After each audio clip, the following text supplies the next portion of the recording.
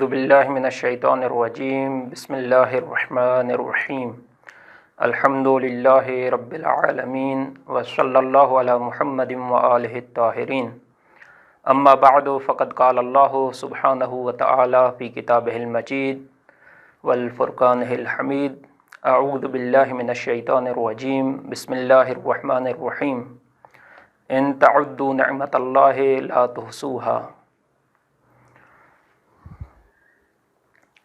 خداوند متعال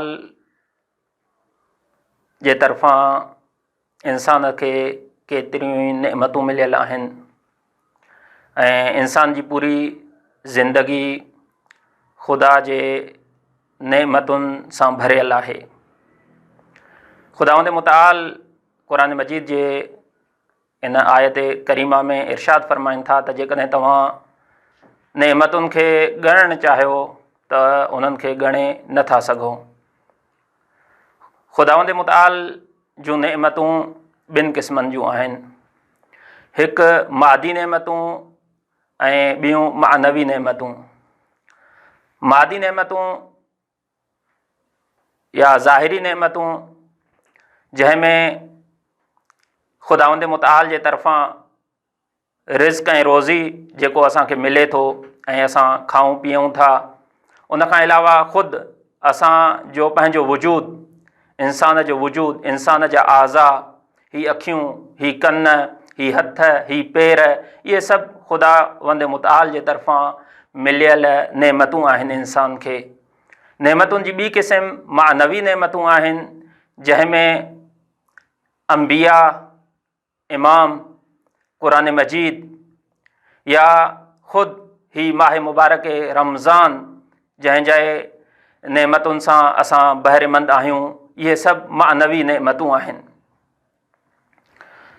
मानवी नेमतुनि मंझां माह मुबारक रमज़ान, ख़ुदि माह मुबारक रमज़ान में केतिरियूं ई नेमतूं आहिनि। ख़ुदावंद मुतआल जे तरफ़ां रोज़ा फ़र्ज़ कया विया आहिनि। ख़ुदि इहा हिकु मानवी नेमत आहे जो ख़ुदावंद मुतआल असां इंसाननि खे इन लाइक़ु सम्झियो जो असां ते रोज़नि जी तकलीफ़ फ़र्ज़ कयईं। माह मुबारक रमज़ान में क़ुरान मजीद जो नुज़ूल, क़ुरान मजीद ख़ुदि हिकु नेमत आहे। अहिड़ी तरह माह मुबारक रमज़ान में अहल बैत अलैहिमुस्सलातु वस्सलाम सां मरबूत कुझु मुनासिबतूं, उन्हनि मुनासिबतुनि मंझां हिकु मुनासिबत इमाम हसन मुश्तबा अलैहिस्सलाम जी विलादत आहे। ख़ुदि इहा अज़ीम हिकु नेमत आहे, इहा अज़ीम हिकु फ़ुर्सत आहे जो असां अहल बैत अलैहिमुस्सलातु वस्सलाम सां मुतमस्सिक थियूं, उन्हनि सां तमस्सुक हासिल कयूं। जिते माह मुबारक रमज़ान में क़ुरान मजीद जो नुज़ूल आहे, जिते क़ुरान मजीद खां बहिरेमंद थियण जी ताक़ीद थियल आहे, उते ई अहल बैत अलैहिमुस्सलातु वस्सलाम, छो जो पैगंबर अकरम सल्लल्लाहु अलैहि वसल्लम जे हदीस जे मुताबिक़ त इन्नी तारिकुन फ़ीकुम मुस्तक़लैन, त मां ॿ गिरान क़द्र शयूं तव्हां में छॾियूं वञा थो, क़ुरान ऐं ॿी इतरत अहल बैत अलैहिमुस्सलातु वस्सलाम। त ही माह मुबारक रमज़ान इन तनासुब सां जेकॾहिं असां ॾिसूं, हम क़ुरान मजीद खां बहिरेमंद थियण लाइ असां वटि फ़ुर्सत आहे, हम ही मुनासिबतूं जेके अहल बैत अलैहिमुस्सलातु वस्सलाम सां मंसूब आहिनि, उन्हनि में जेकॾहिं असां अहल बैत अलैहिमुस्सलातु वस्सलाम सां मुतमस्सिक थियूं त असां कामिल नमूने सां ख़ुदावंद मुतआल जे हिननि अज़ीम नेमतुनि खां बहिरेमंद थी सघूं था।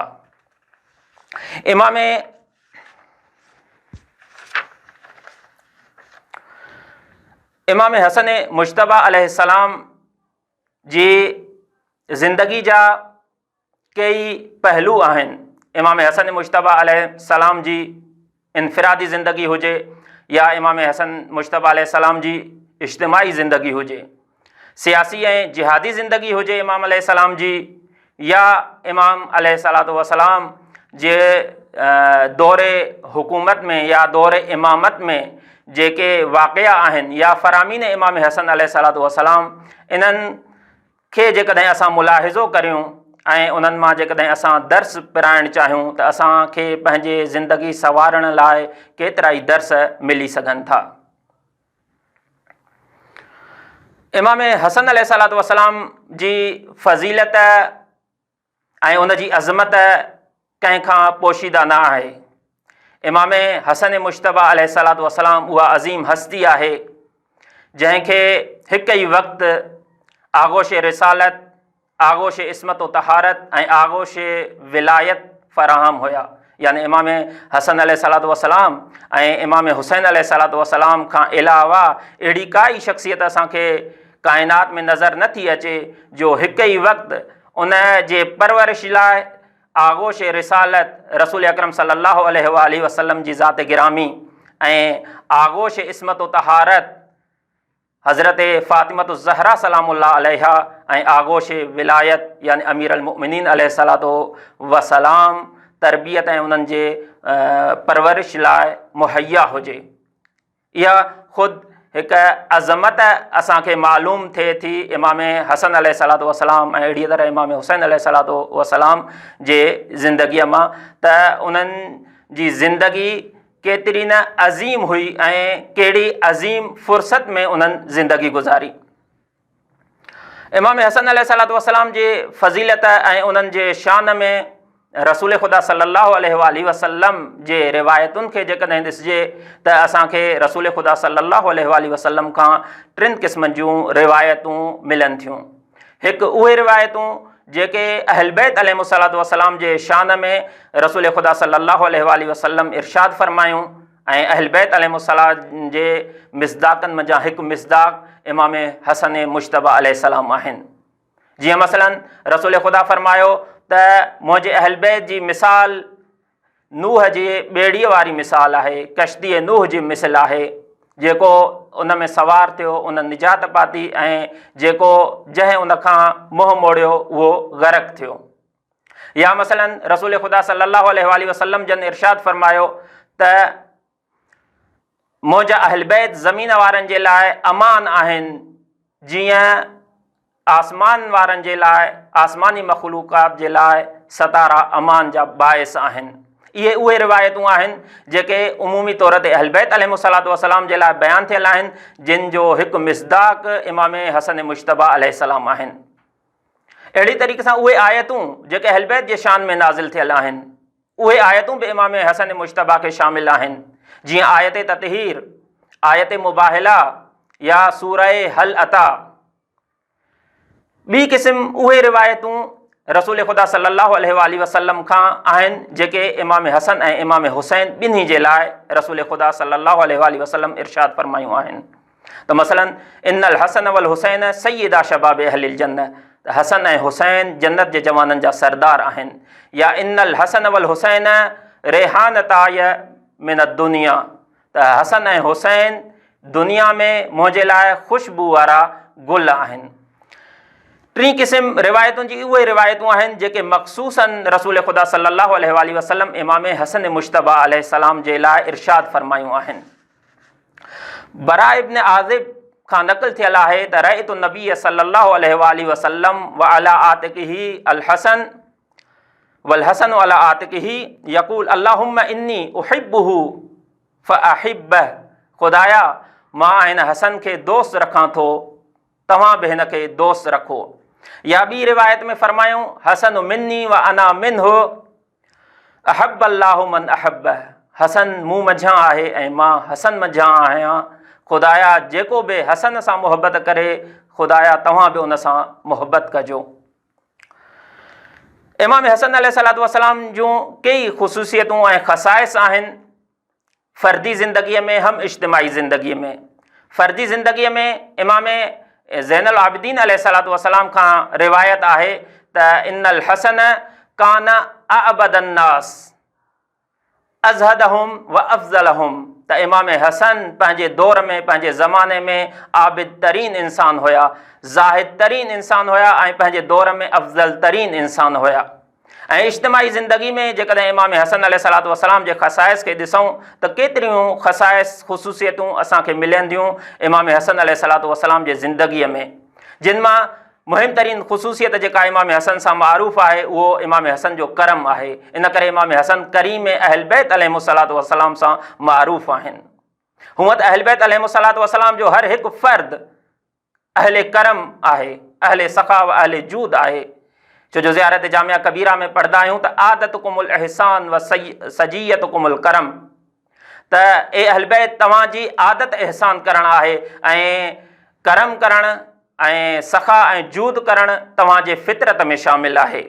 इमाम हसन मुश्तबा अलैहिस्सलातु वस्सलाम करम जे हिसाब सां अहल बैत अलैहिमुस्सलातु वस्सलाम जे घराणे में करीम अहल बैत अलैहिमुस्सलातु वस्सलाम सां मारूफ़ हुया।